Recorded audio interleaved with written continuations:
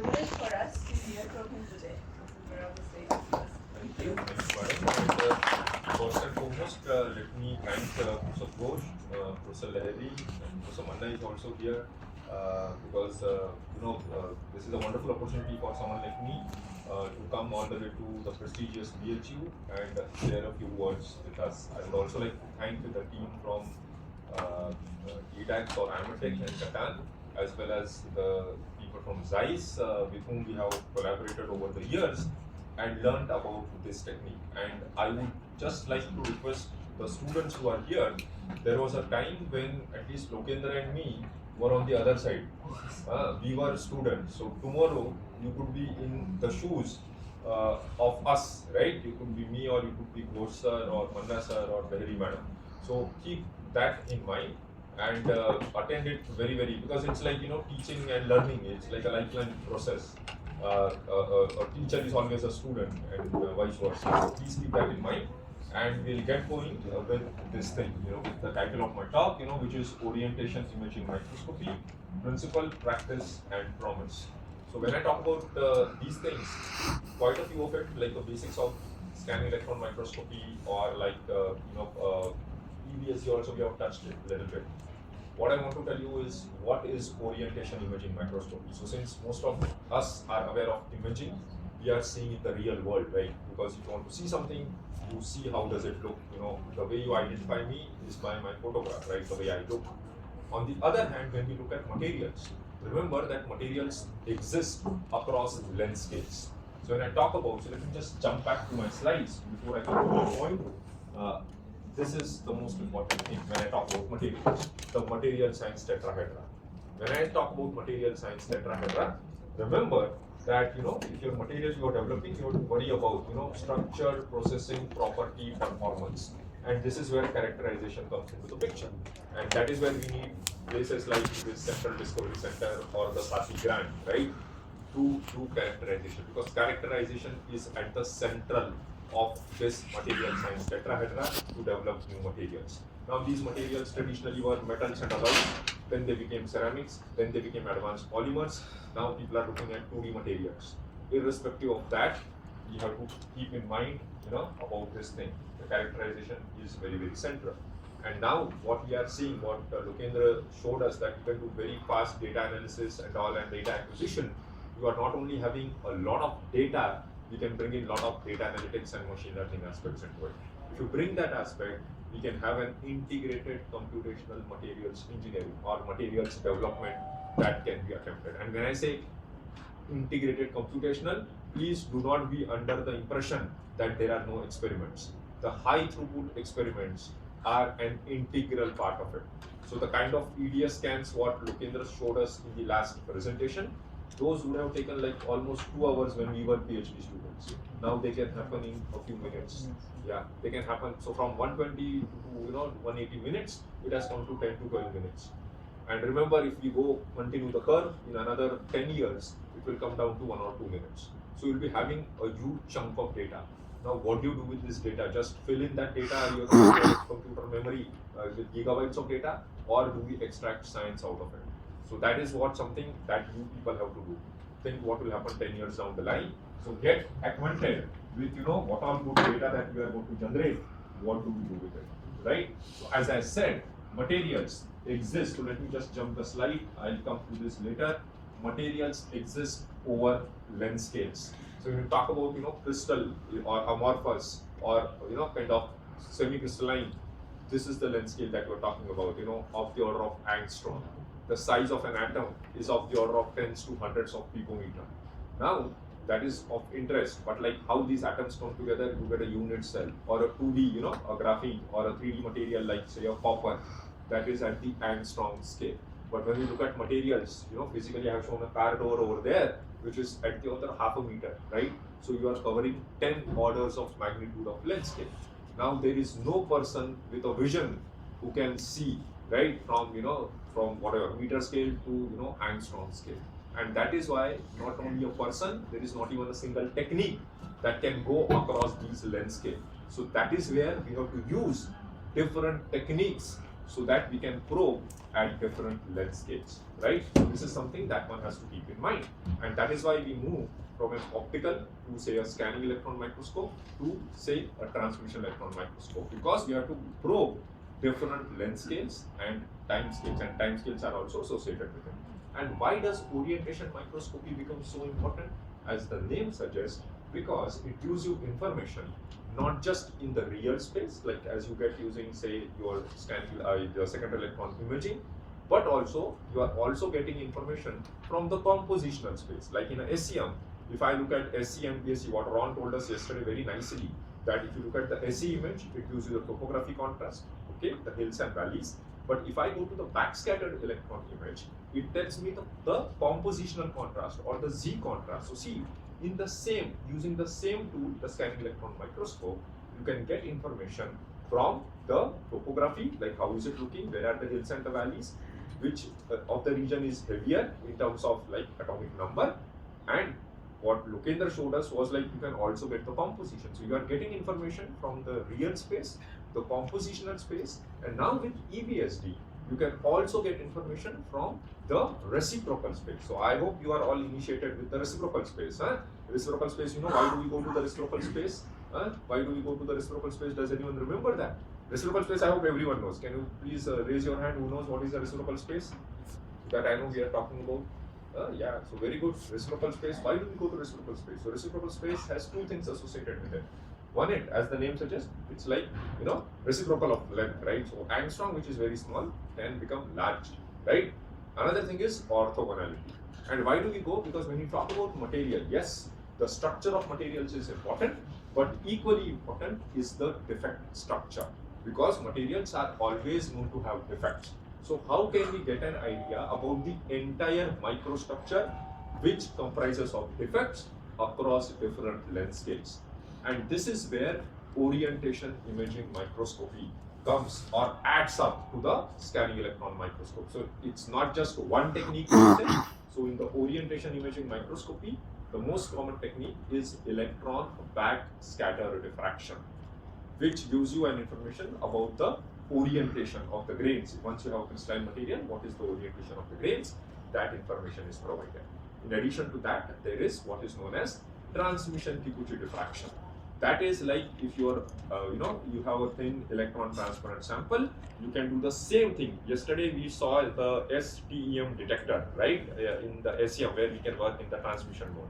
We can use similar specimen to do electron backscatter diffraction, right? So that is called in the transmission mode, transmission Kikuchi diffraction. So all these techniques come under what is known as orientation imaging microscopy. Ron also showed us very nicely that we can get channeling contrast, right? The electron channeling contrast imaging. And that is very, very important to look at defects, because then I say that, hey, I go away from, diffraction. I want something, to undergo diffraction. So where will diffraction occur then? If at all I have a defect, the defect cannot undergo diffraction, right? So that is where it will undergo backscattering and I can see my defects. So it is very nice that you can literally light up your defect. And we are not covering in this course, but when you go to a transmission electron microscope, that is considered to be even better than a scanning electron microscope. And TM sits right at the top. And I was told by Professor Ghosh yesterday that the center is planning to buy a TM also. And there is a reason for that. Why TM sits right at the top of all materials characterization techniques is because it can offer what all a SEM can offer, but at an even better resolution, even better spatial resolution, like what you can see, as good a compositional resolution. If you have yields and all, you can get a much better compositional resolution, and even in terms of your orientation and all, right, the angular resolution, it can give you much better. And that is why TM sits at the top. So there is a technique known as, TEM-OIM, transmission electron microscopy, orientation imaging microscopy, which also is a subset of this larger group of orientation imaging microscopy, right? But keep this in mind that we will leave for another day. In today's talk, mostly we will focus on electron backscatter diffraction. And remember what we are going to do using electron backscatter diffraction in a scanning electron microscope. we are going to get, yes, the topography information we saw, we obtain using second electron imaging. The compositional contrast we can get from EDS or Z imaging. But in electron backscatter diffraction, I am actually going to use the backscattered electrons which are generated in my sample to undergo diffraction, right? And once they undergo diffraction, remember Bragg's equation, lambda n lambda is equal to 2 sine theta. So if I tell I am having this particular crystalline material at all, I can get an idea about what kind of planes, crystallographic planes, or the orientation of the grain is associated. And this information is very, very important. Why do we care about orientation and texture, what they call it, like a preferred orientation of crystallines? The reason we worry is because all your properties are tensorial, or most of the properties are tensorial in nature, right? Because everyone knows about scalar, vector, tensor, right? Scalar, vector, everyone knows. So if I talk about, say, electronic conductivity or resistivity, so can anyone tell me what kind of a quantity is it? It is like scalar, vector, tensor. What is it? So let us first go and think about, like, what does your electronic conductivity sigma? If I were to ask you a question, how will you link your sigma with? Can I write something like J is equal to sigma E? What is J? My current density. Sigma is conductivity. E is what? Electric field. So can we look at what is my electrical conductivity, or like current? What will it be? J is what? Current is what? Scalar. Are you sure? Scalar, vector, tensor. Current is what? Flow of electron per unit area per unit time. Right? So area is what? Area could be X, Y, or Z. So it's going to be a vectorial quantity, vector quantity, right? What about your voltage? Voltage, or like electric field. It's not voltage actually, it's electric field, right? So if I apply electric field, right, it's like the charge accumulator. But like if you look at the electric field, as the name suggests, it is also a vector quantity, right? You are going to have E1, E2, E3, or EI, EJ, EK. And the conductivity tensor that you have, it's a second rank tensor. It has 9 components, right? It's tensorial in nature. Then you can prove thermodynamically, because there is a resistivity tensor also, which can be go other way around. It is symmetric in nature. It means 9 minus 3. Symmetric means whatever happens above the diagonal, the same elements are there below the diagonal. So now it is left with 6 independent components. And then you can go and prove to yourself that for materials with cubic symmetry, cubic crystal symmetry, this entire comes down to only one component. But the moment you have, say, something like a tetragonal or hexagonal material, the symmetry, ensures that you don't have only one independent component, but you have 2 independent components, right? So your properties are going to change, right? You cannot use simply, something like elastic modulus. You say elastic modulus, oh, it is 200 GPa for iron and steel. No. For materials with cubic symmetry, you need 3 independent stiffness tensor components, right? So what does it tell you? That you need to know. Just saying that I'm working on copper and all is not important. You need to say that whether it is single crystalline or polycrystalline. If it is polycrystalline, then what are the, which are the grains? Is it a random polycrystal or a preferred polycrystal? And all this information is obtained from either X-ray diffraction, but the preferred way is to look at electron backscatter diffraction. And the reason electron backscatter diffraction is important is due to the fact that it tells you the spatial distribution of the grains. Okay, where which grains and which crystal orientations are in the vicinity and all. So that is the most important thing. You get information from the real space, the reciprocal space, and you bring in the EDS detector along with the EBSD detector, what Lokendra sir showed us today. You can get information from the compositional space. So all this thing can be obtained. So you are getting multi-dimensional data, right? And that is how we go forward, right? So let us now move and see how does EBSD work. So I'm not going to cover this because these aspects have already been covered. How do we generate EBSD and all? And we had a very nice thing where, we talked about how we generate. I'll come back to this. I want to show you this because Lokendra showed very nicely the interaction volume. Now, what I'm trying to show you is that what we do in EBSD is actually tilt the specimen by 70 degrees. See what has happened to my interaction volume shape. Earlier it was looking like a nice spear shape, right? Now see what has happened. It has just spread. So what happens is that if you have an interaction volume like this, most of the backscattered electrons are able to escape out.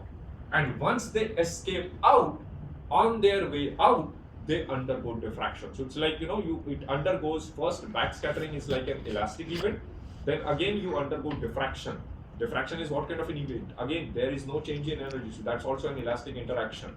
And after that, there is inelastic scattering, because these diffracted electrons have to escape from the surface. They are not happening at the surface, right? They are happening somewhere in the interior, right? So you end up getting these patterns. Now, what are these patterns? These patterns are nothing but things happening in the reciprocal space. So remember this image of lambda is equal to 2d sine theta. We draw the rays, this is what is given in the textbooks, right? And then what do we say? That look at the extra path difference. What is the extra path difference? We say d sine theta here, d sine theta here. We add 2d sine theta plus d sine theta is equal to 2d sine theta is equal to an integral multiple of wavelength lambda. Then the waves will meet in phase, and then we will have constructive interference, and that is what diffraction is occurring. But let me tell you what happens when I look at this kind of an event. When I look at this kind of an event, remember this picture what I am showing you.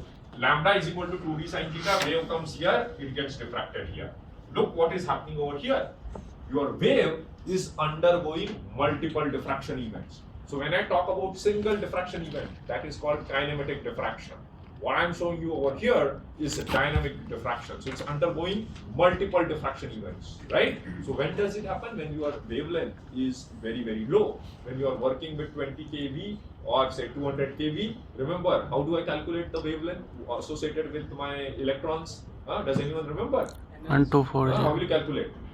1240 divided by voltage. Have you heard about de Broglie wavelength? So you have to apply de Broglie wavelength, and then you will know that your wavelength is really very small. So once wavelength is very, very small, diffraction can occur multiple times. And if wavelength is very, very small, the energy is high, the waves can penetrate through the sample, and you can get not one but multiple diffraction events. And this is what gives rise. So as I told you, you get diffraction spots. If you see really the reciprocal space. But here, since you are getting an inelastic scattering event, your diffraction patterns are not very clear. And in fact, if you go to a transmission electron microscope, remember I told you what? Lambda is equal to 2d sine theta. Your lambda is now 100 times or 1000 times lower than your d, the lattice parameter or the interplanar distance. So what is going to happen to your theta? Your theta is going to be very, very small, right? Think of it when I say in X-ray diffraction, when I do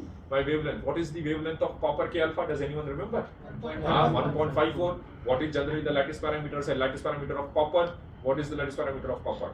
Ballpark 3, 4, right? Most of them are between 2.5 to 4, right? So you see your lambda and this lattice parameter is of the same order. If you calculate for 20 kV, the lambda will come out to be of the order of some picometers, right? So picometer is like 10 power minus 12. So it is much lower. So what will happen?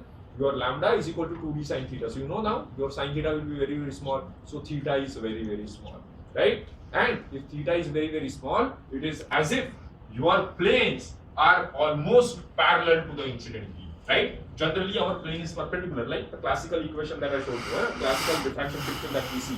But if I go on reducing, theta, the incident beam and my, the planes are almost parallel, right? So, and what ends up happening? The semicone angle. What is the semicone angle of the diffraction peak? So let us just go back and let me tell you. If I were to look at this is how I show diffraction, right? So this is my Bragg angle theta.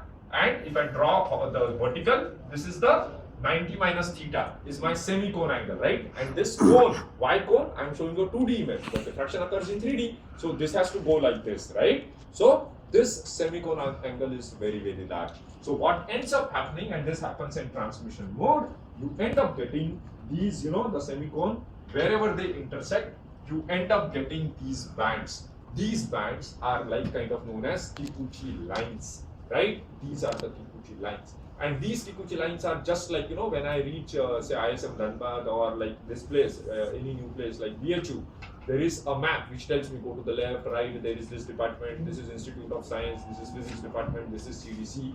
these maps act like the Kikuchi maps are literally like maps in the orientation space, because they help me to go to a particular zone axis, like particular crystallographic plane or crystallographic direction. And why it is important? Because remember, all my defects and all are related to a particular plane or direction. Because when I talk about a defect like say a dislocation occurs on a particular plane.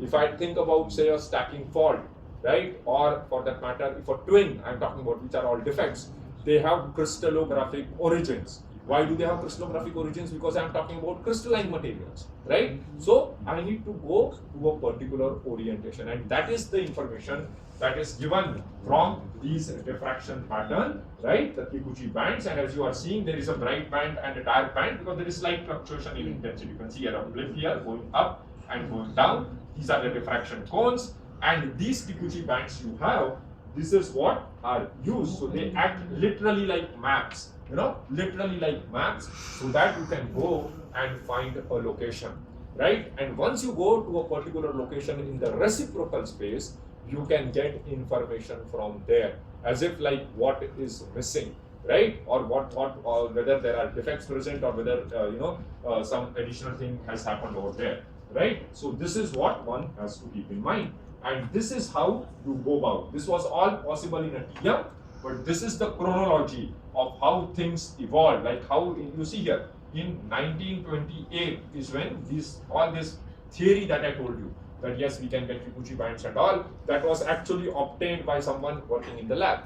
But you see, by the time it was commercially available, you see here that this name has been coming time and again. Today, Mr. Darby also mentioned about it in the first talk.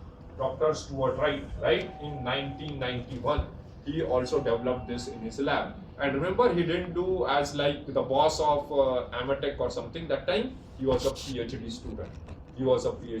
So the next research, we wanted that there is a Stuart Wright sitting in this audience, right? We really hope that the EBSD has been done, but some new technique will be developed by a PhD student, right? So don't feel like, "Arey, hum to student hai, we will learn from the experts." No. PhD students, and you guys are the future. You guys will discover something, just like Stuart Wright did when he was a PhD student, not what he is now today. And there is also all this entire thing you are seeing: Doherty, Adams, Dingley, Kunz, and Professor Samajhdar. He is also he's a professor at IIT Bombay, where all Lokendra ji and me, all of us have learnt from his lab at IIT Bombay. So he was also one of the pioneers who started this field.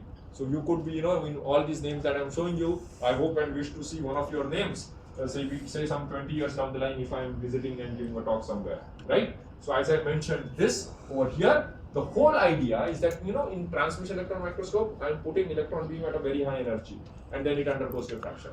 Here what am I doing is that I'm using a simple scanning electron microscope.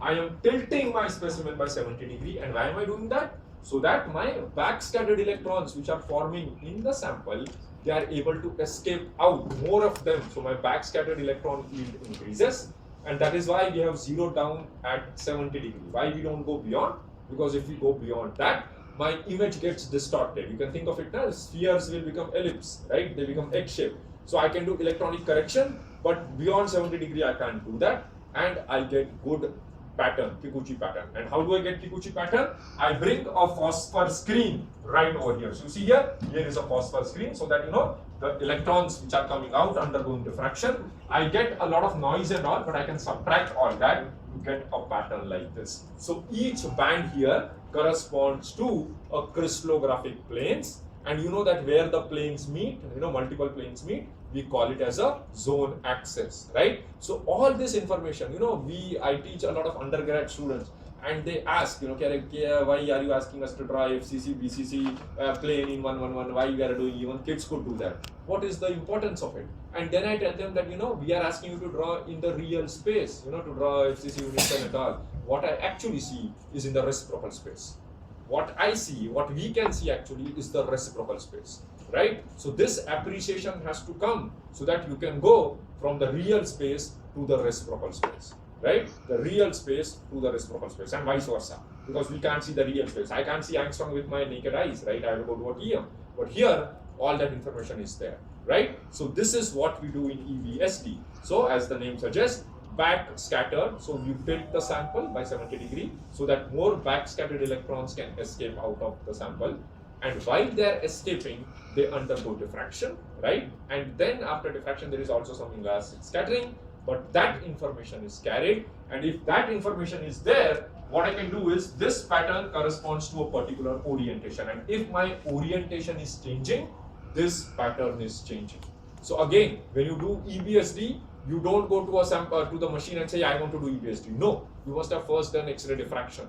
You should know already what is the space group, point group, what is the tentative grain size. All this information has to be there. Once you have all this information, then you go to the EBSD or to the SEM, and then you have to give all this information.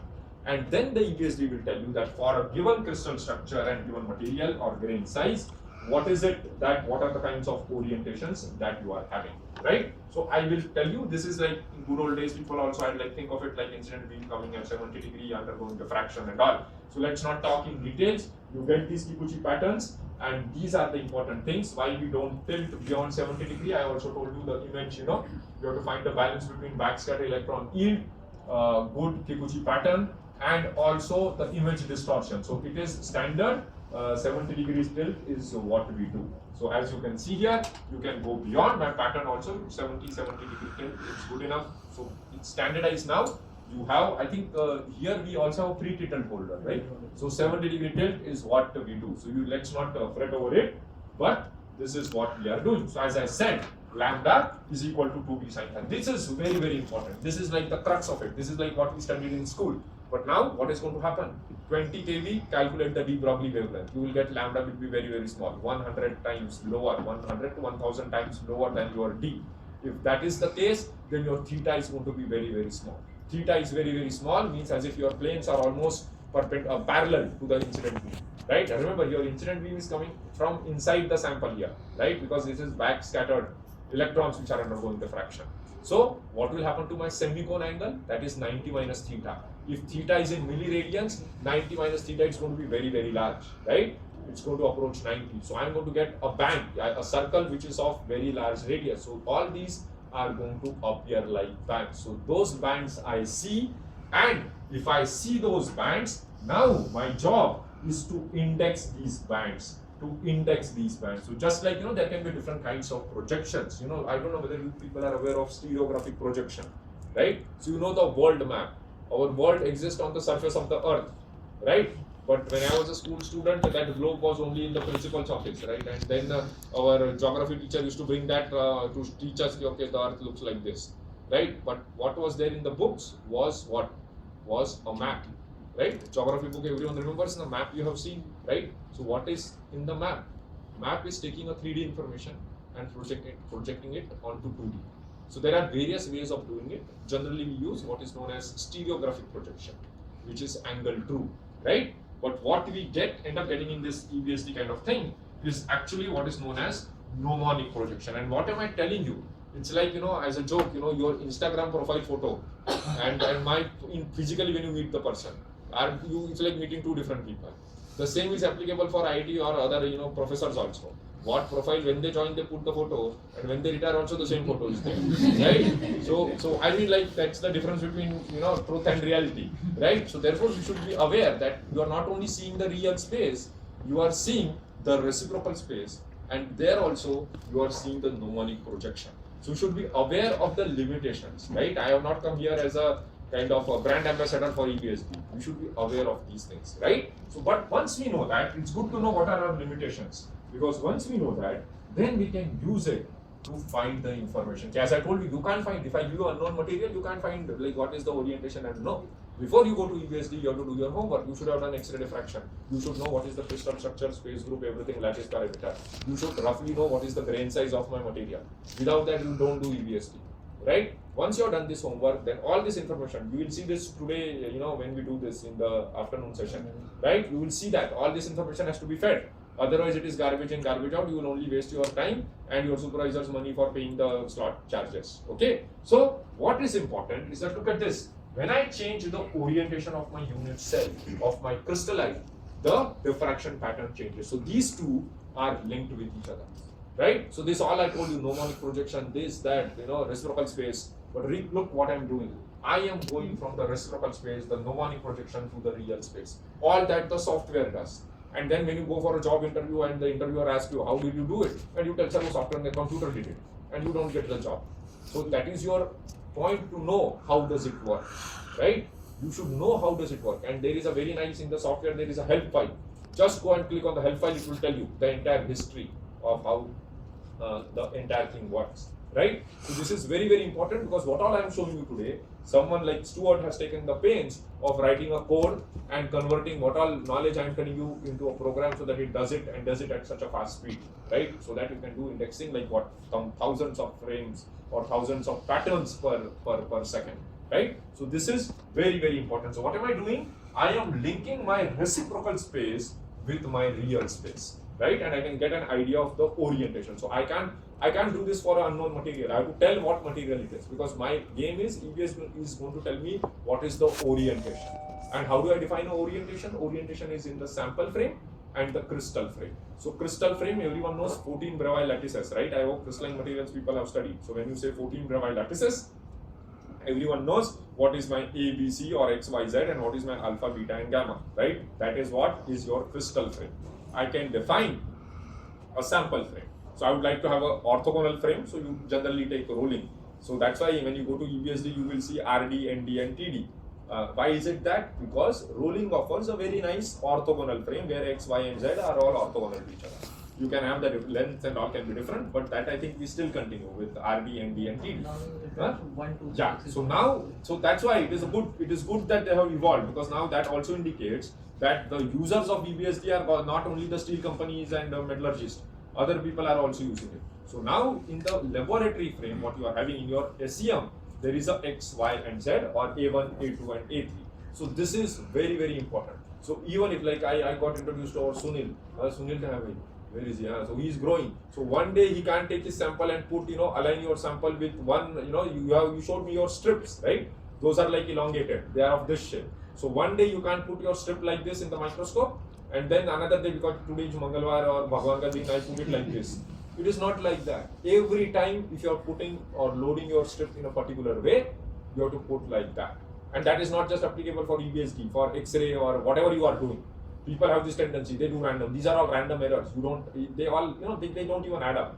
You should try to avoid that. That is what differentiates a good PhD student from a not so good PhD student, right? So these are the things that one has to keep in mind. Your sample frame, whether you are putting your long direction along X, Y or Z is very, very important because all this information that you are going to get from EBSD is going to be a link between your crystal frame, what I show you here, ABC, the copper crystal frame is not changing, and the sample frame. Right? So this is very, very important. So you link these two, the sample frame with the crystal frame. And once you do that, you can traverse from the reciprocal space to the real space. And if we are able to do this, this is what is again a tensorial quantity, the orientation matrix and all. I won't talk about it. But now just think of it. The history that I showed you, 1928 to 1991. Why it took such a long time?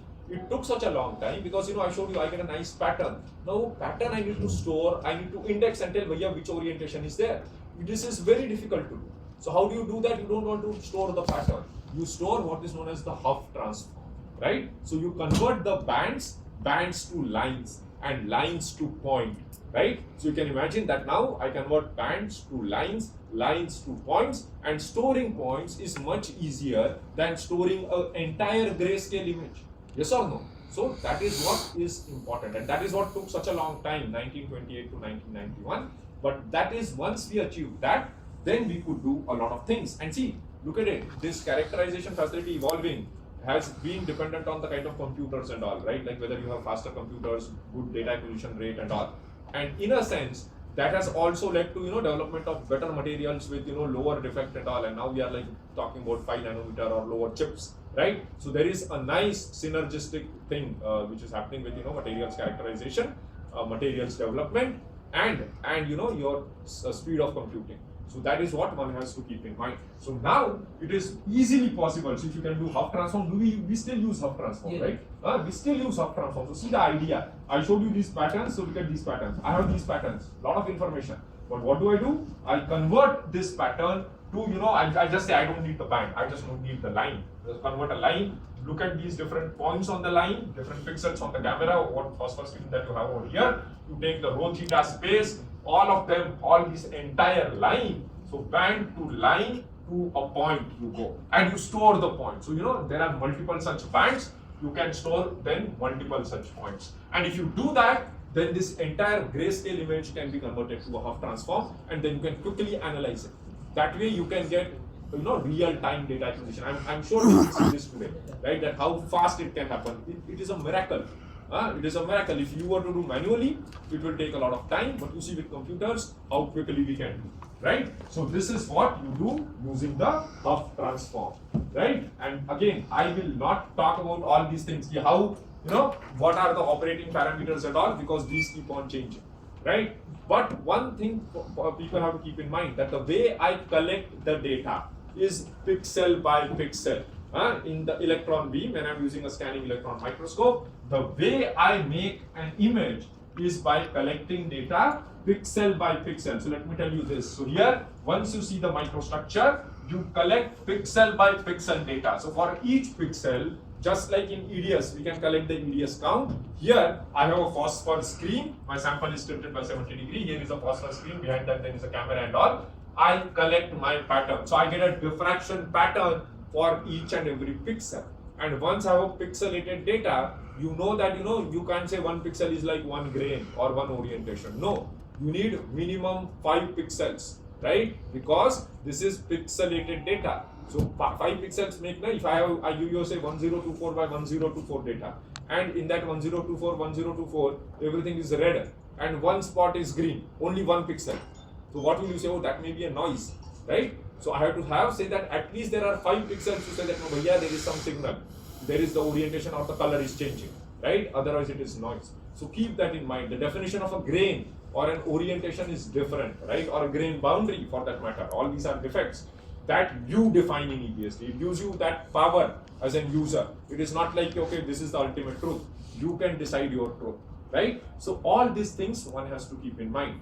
This used to be cumbersome because remember, you have to scan all this area, collect all the data, collect diffraction pattern in real time and analyze it. But all that the computer does it like 4,000 frames per second. That is what you mentioned, 4,000 patterns per second.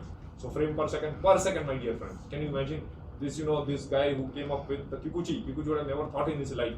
He would have literally taken that pattern, sat down in his lab, evolved it on a photographic plate, and then tried to index it by drawing those lines and all on a trace paper. And now, 28 and now like 100 years down the line, 4,000 frames per second. Think of it. So that far we have come. But again, the basics and the fundamentals have not changed. So we have to keep in mind, we have to understand the real space. We have to understand the reciprocal space. And then get an idea about electron backscatter diffraction, how we can use it. Again, calibration and all, I don't want to talk about it. What I want to rather show you is that when you index, and that is when I showed you these patterns are there. Each band corresponds to an orientation. It corresponds to a plane. So if I were to ask you a plane, how do you define a plane? A plane is like HKL plane or UVW direction, right? So I don't know whether it is HKL or UVW. So there are 3 unknowns in it. So now I try to find out, okay, what is my HKL, what is my UVW? Not for one band, for multiple such bands, right? So when I say I am indexing the pattern, I am assigning a HKL for each and every band, right? So now, how many unknowns are there? HKL, I don't know. So 3 unknowns are there. So I take 3 bands at a time and try to solve it. Because 3 unknowns, 3 equations, right? I can solve it and I can get an answer. But now in my pattern, if there are 5 bands, so how many combinations of 3 bands I can take? Tell me. This is like IPL problem. If there are 10 teams and they are going to play each other every time, so I'm asking the same question. If there are 5 bands and I want to take in groups of 3, so how many combinations are possible? Tell me the formula or answer. 5C3, very good. So 5C3 combinations are there. 5C3 is what? So we have to see, we can't forget now. You guys are doing PhD, doesn't mean that we forget our school days. So what is that? 5C3 is what? Factorial 5 divided by factorial 3 minus 5 minus 3 factorial. Right? So that will be 5 factorial divided by 3 factorial into what? 2 factorial.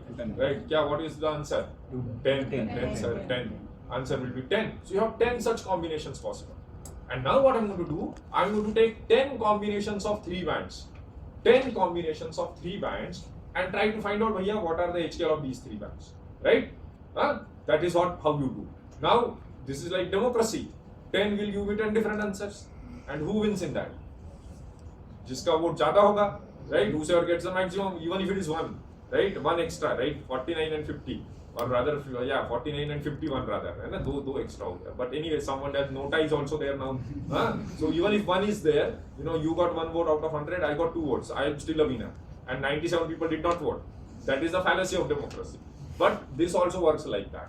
Okay? And you end up getting so you get 10 solutions and you say the solution which occurs the most, that is the most favored solution. So there is something known as confidence index. Right? Confidence index. So confidence index, even someone says that, it is more than 0.1, it is good.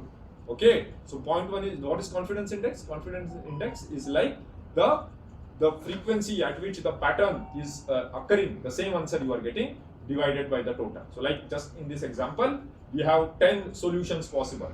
So out of the 10 solutions, if 2 of them are giving the same answer and the rest is occurring once only, then 2 divided by 10 with 0.2, I go for a solution. Yeah, this is the orientation. 100, 010 is the orientation. Then I go for it.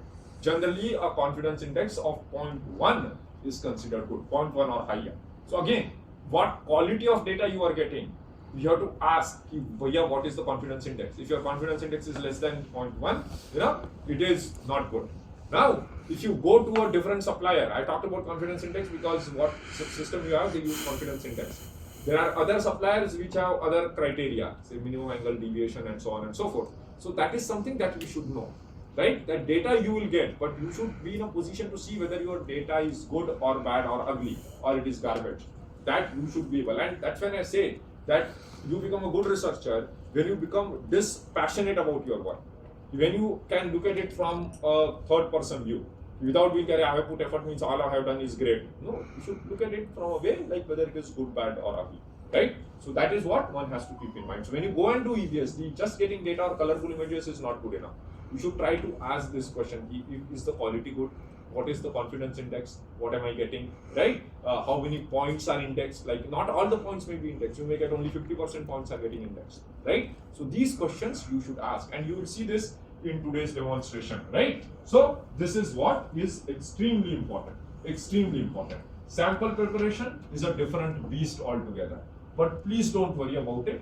Now there are very good solutions. Darviji talked about a very nice, that wide angle beam and all, so that is like any material you put in with wide angle ion beam, you can prepare the samples. We used to use electropolishing, but in most European countries in the Western world, they are banning all because all these goes. This causes all pollution and all, water pollution and all. So electrolytic polishing and all is gone. But most likely we will end up having colloidal silica polishing or the wide angle beam. So as I said, these things keep on changing. When I talk about the resolution, you can't see 20 nanometer in EBSD. Forget it. I told you 5 pixel. So what is your step size you are going to choose? Right? All these things you have to give to the EBSD, right? So always worry about your resolution. And when I talk about resolution, as I said, you are going to see in the real space and the orientation space information. So you have to worry about spatial resolution. What is the minimum feature size? So I'm showing you it is about 100 to 200 nanometer. It has now gone even lower, but that is what I would say. When you talk about that Humphreys criteria, 5 pixel. So that prints it, I will put it down to 100 nanometer. Okay, depends. Why it is a range? Because if you are using a tungsten filament, your resolution is much lower, right? Nowadays, you have the best of the FESM, so you can easily go to up to 100 nanometer. You can go with your microscope, you can go to, in EBSD, you can go to 100 nanometer, right? Then angular accuracy, it is about 1 degree. And again, it's not necessary that your sample and your sample will give. If there are 2 different samples, the voltage setting, the quality of patterns and all is going to be different. So you have to see that if you are working on metallic samples, I would expect that you get much better results, say compared to that on, say, someone working on a ceramic sample or a polymeric sample. So all these things one has to keep in mind, and that is why I tell you that you people should have a small user group. You shouldn't be, when you are a PhD student, you should not be very insecure. Okay, I will not share my secret recipe with others. That is not a business plan. Okay, your entire effort will go in only share, kind of securing your secret recipe, which is no longer secret. okay, with anybody. Rather, you collaborate, share with each other. You are less insecure. Share, because then you can move on and do better things, right? So that is what one has to keep in mind. And I will show you, why we like EBSD. So look at this image. You may feel, what the heck this guy has put here. So look at this, the color map, and I have superimposed on it the diffraction contrast map, right? Which is what is the image quality. So where, as we saw, that where the defects are more, the grayscale value is higher here, right? The grayscale value is higher here because diffraction quality here I am doing EBSD, so diffraction quality is not good. So you see here, you get all these are all your low angle boundaries and all, and this can be like your the way these are low angle boundaries, and these may be your GNDs and all, the geometrically necessary dislocations and all. So all these things you can get.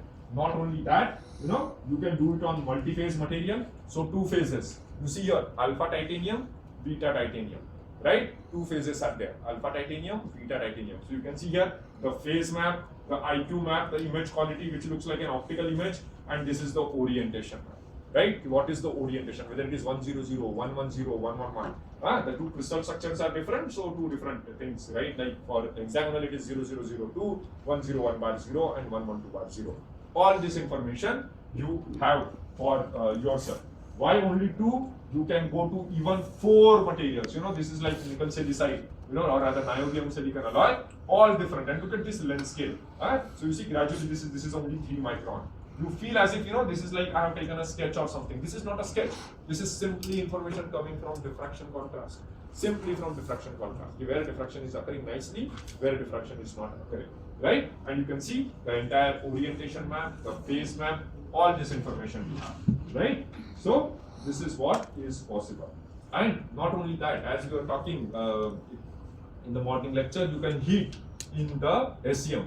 You can do a tensile test in the SEM also. If you do a tensile test in the SEM, you can see all how the microstructure and all is evolving. So this is like your high throughput experiments. Heating also you can do. So you deform and heat. So this is a nice experiment where what you do is you do tension, you pull it, then you push it back, right? Compression, then you heat it. You can do all these kind of things inside a microscope. So your SEM is now a lab in itself. It is a lab. You can do all these. You can plan all these experiments inside the SEM. Inside the SEM, and look at how the microstructure is evolving. So all these things can be done inside the SEM, and all this orientation information you are getting.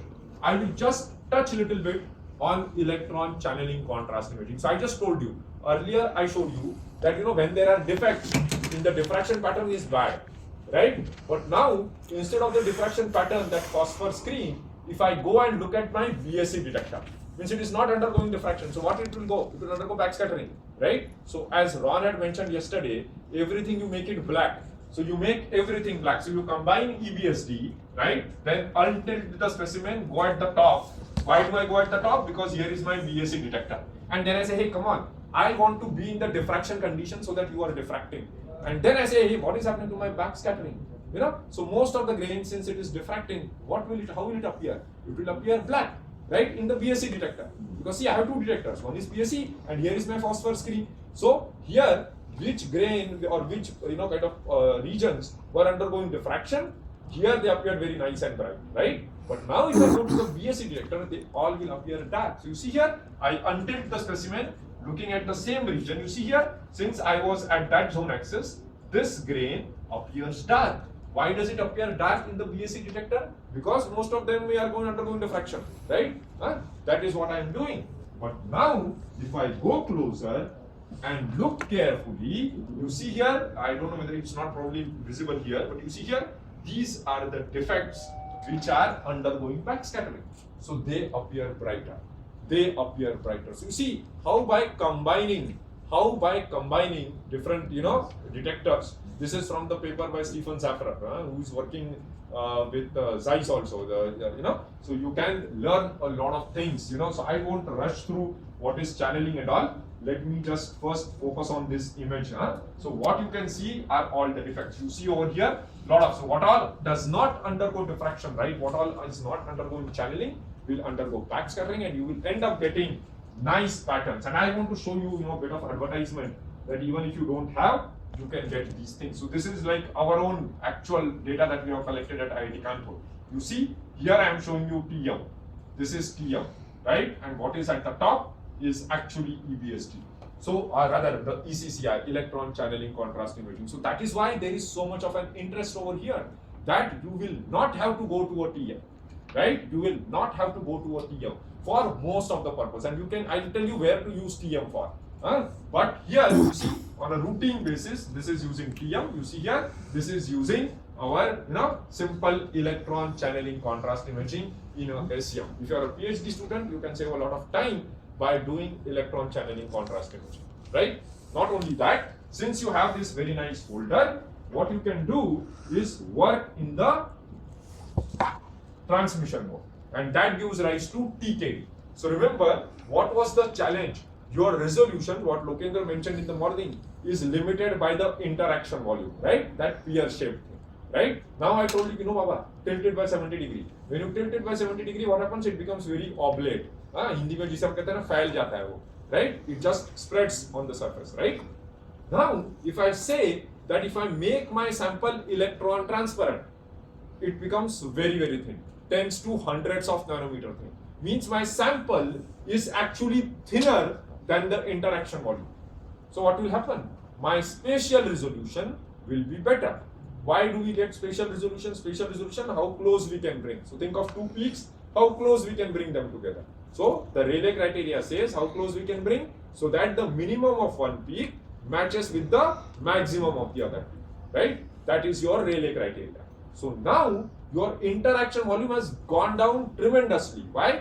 Because the size, the volume from which the backscattered electrons are coming has reduced drastically. Why? Because the thickness of the sample is very, very low. So if I now, instead of working in kind of reflection mode, I bring in the transmission mode. I bring in my phosphor screen over here, and we are working in the transmission mode. You look at this bar. This is no longer a micron bar. This has become a nanometer bar. This has become a nanometer bar. So here you can achieve, I told you my spatial resolution in EBSD was about 100 nanometer. Here I can go to as low as 20 nanometer or even lower. I can go even like 10 nanometer, I can say that. 10 nanometer. So this has become very, very important. You want to study 2D materials and all, this is the thing that can be very, very important. You want to study what is happening in the plane and all, this is very, very important. And you do have that detector for STEM, right? I hope you can use the same thing for doing transmission frequency diffraction. And I'm just showing some examples, like this is some kind of phase transformation that we get. In EBSD, we are not able to resolve it because it is really very, very small, right? But in TKD, and this is in the STEM mode, again what you have, so STEM and TKD we have done, this is in the STEM mode, the detector that you have already. You may say that, oh, this is so dirty, I am not able to see. But remember, once I have the EBSD, I know the orientation information, and then I can blow it up and see the defects in it, right? So this is something that you can do. You don't, for routine cases like when deformation and all, you don't have to go to a TM. I will tell you where you have to go to the TM. But these kind of routine things can be sorted out, right? And now I will show you something where you are really limited by the size, and that's where you go to the TM. And in TM, what do? I get, there is this system called as Nano Vegas system, wherein what you do is, again, you do precision of the beam. So like beam, you focus at a point and through different angles, right? So you focus through this angle, then this angle, what is known as the rocking curve, right? And if you do that, you get multiple diffraction patterns. You see here, and from these one, you see a rocking, they are showing like at different angles, you try to focus at the same point, you get multiple diffraction patterns, and from these diffraction patterns, you try to get the orientation, right? So this is known as precision, not precision, precision electron diffraction, right? Or TMOIM. And if we can do this, you can really get nanoscale, right? You can go even lower, you can go to the order of few nanometer kind of resolution because it is TM. So I told you, from 100 nanometer in EBSD to millimeter kind of grain size of the order of millimeter, or single crystal. If you are looking at, say, a millimeter or centimeter scale, single crystal, what is the quality of the single crystal? You can do in EBSD. You can go to as small as 100 nanometer in EBSD. If you want to go to 20 nanometer, you go to transmission frequency diffraction. You want to go to 5 nanometer, you come to TMOIM. So remember, it's not like one kind of one solution for everything. For different kinds of problem, you have to find different solutions, and that is where a PhD student is the most important person, right? I tell my PhD students, I have like 5 PhD students, so I tell them, if I have 5 PhD students, my involvement in your thesis is like 1/5, 20%, if assuming that I am giving 100%. Apart from that professors, apart from research, they have to do teaching, they have to do administration, and so on and so forth. So my involvement in your PhD thesis is 120 or 1/5, right? So who is going to be the owner of the problem? That is the PhD student. So the most important person in a thesis is the PhD student, right? So the moment you take your ownership of your PhD, your half the job is done. So just like you go to a buffet, I have laid down what you can do with EBSD, right? What you can do with transmission frequency diffraction, what you can do with a TM. You have all those facilities available here on campus, right? Now it is for you to do the homework and find out which one will give you the solution. Many a times what happens is this effort is not done, and then you are like you are searching, like finding something in the dark, right? So please get yourself educated, right, by going through the books, reading papers and all, and then try to do that, rather than simply coming and like, let's do EBSD today, right? You can see here, look at this nano bar, right? Like this is just 50 nanometer, and these are like around 10 to 12 nanometer. This is 10 nanometer bar. You see here, 10 nanometer. This is what we can do, so small and with a proper resolution. So remember, when I talk about 10 nanometer or 5 nanometer, I am talking about minimum 5 pixels, right? So look at the step size. The step size for 100 nanometer could be like say 25 nanometer. Here, the step size is of the order of 1 or 2 nanometer. So you can get the same information at different length scale, but you have to go to different kinds of equipment. So again, the same thing. TM also offers you multiple things. So this is like a bright field image. This is TM-OIM image, and once you get that, there is a lot of data analysis that you can do. See, very underrated thing. In EBSD, it gives you colorful images, and people are very happy. They say, "Na, a picture is worth 1,000 words." Right? So EBSD gives you all kinds of. It gives you. I showed you black and white image. It gives you a colorful image. It can give you hundreds of images. You can easily create a template and get 100 images to present your supervisor. But that trick is not done. When I was doing PhD, it was like you go. If this week you have nothing to show, go to that thing, make a template, click a button, and it can make a presentation of 20 slides easily. You can make. But आपका research आगे नहीं बढ़ेगा just by making 20 slide presentation, right? You have to think and do, right? So a lot of analysis has to be done. Today we will be given a demo, and I would really like that you play with the software, because you can see there are various parameters, and the software is self-explanatory. There is like help file and all. Please go through that, right? So we can get really nanoscale resolution using say TM-OIM. So since I have been discussing with people, with Sunil as being my guide, so I could see that there is some interest in surface sciences and 2D materials and all. So what I am just showing you is that if you look at 2D materials, so just like growing of a thin film. So you see here, it may not be clear over here. So it's like you have tungsten, then tungsten WSI2, and then W5SI3. There is a green layer over here, right? So how it is growing when you are doing doing this reaction with silicon. So all these things you can take it as a function of different time, and you can look what exactly is happening, right? So this is an example. This is an example of how hexagonal boron nitride is grown on copper substrate. So you try to do this. So 2D material doing is extremely difficult, right? This is not possible because you see here it is color, and I can show there is a film over here, but it is again indexed as like as if copper. Because remember, this is where you are asking very fundamental question. Like if I ask you, how do you define a crystal structure, right? In FCC, what is the stacking sequence? Does anyone remember? We say phase center cubic, everyone knows, right? Phase center cubic, phase center cubic. It is also known as cubic close packing. They are not the same. Cubic close packing is phase center cubic, but all phase center cubic is not cubic close packing, right? So cubic close packing is phase center cubic. So what is the stacking sequence? Does anyone remember? AB, ABC, ABC. And what happens in hexagonal close packing? AB, AB. Now, if you are talking about single layer, then what is it?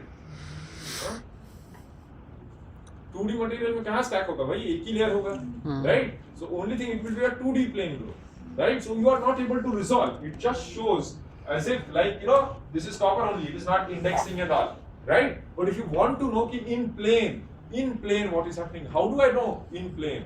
How do I know what is the orientation in plane, right? So if you really want to study 2D materials or 2D plane groups at all, that is where our great thing. I was very happy to know yesterday evening that we are getting this metro detector and all, which can be used for 4D STEM.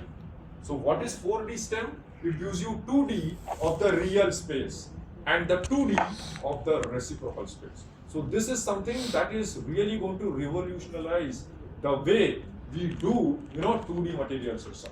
This I learned yesterday evening only, because then I thought, okay, I should talk something that is relevant. What is the interest? So this is what I got to know yesterday, right? So remember, the way science is evolving, right, is very, very fast. And who's going to keep us abreast with it? Your supervisor is busy doing multiple things. There are things to do at home, there are things to do at office, there are things to teach and take the exam and do so on and so forth, right? And then we also do research. So who is the one who is going to be in the driver's seat to drive your research? It is you, right? And the day you took the ownership of your PhD thesis, I think half the job is done.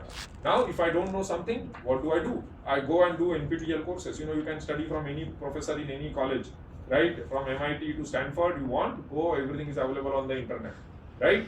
You can educate yourself. You have a very nice library. You have all the access to all the digital resources and all, right? So that is what can be done. And if you can do that, then you can really further your research. So my humble request to you is, I have to wrap up everything in an hour. I think that was more than required. What I'm trying to say is that I want to send just a simple message that take ownership of your research.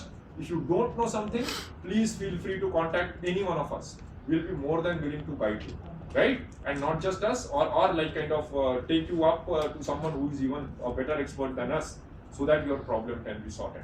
But at the end of the day, if you want to do good research and move ahead in life, please take the ownership of your research. So I'll just sum up by saying that I have shown you that EBSD, transmission temperature diffraction, electron channeling contrast imaging, and your TM, OIM, these are all techniques that give you multidimensional data from the real space, the reciprocal space, and with TDS, you can get information of the compositional space. Once you have all this information, you should do, this is what is known, traditionally, metallurgists were doing this. You take steel, you do, get some grain boundaries, get some defects, so that the same steel, the composition is not changing. You change the microstructure so that the properties are changing, right? But now that has come up in all ways. Like Sunil is using copper to grow, his hexagonal boron nitride. He can't use any copper. He has to use a particular kind of copper. So that is microstructural engineering. You are like engineering the microstructure. And as I said, you can go from the micro to nano scale, and what all data you are getting, my dear friends, please don't just sit on the data. I have these many gigabytes of data. No, this data can be used to build up a physics-based model or an AI/ML model, because at the end of the day, what we want to do is to establish a process, microstructure and property linkages, not just in the materials that we know since last 2000 years, but also the materials that we are developing today. So with this, I will thank you all for your time and attention.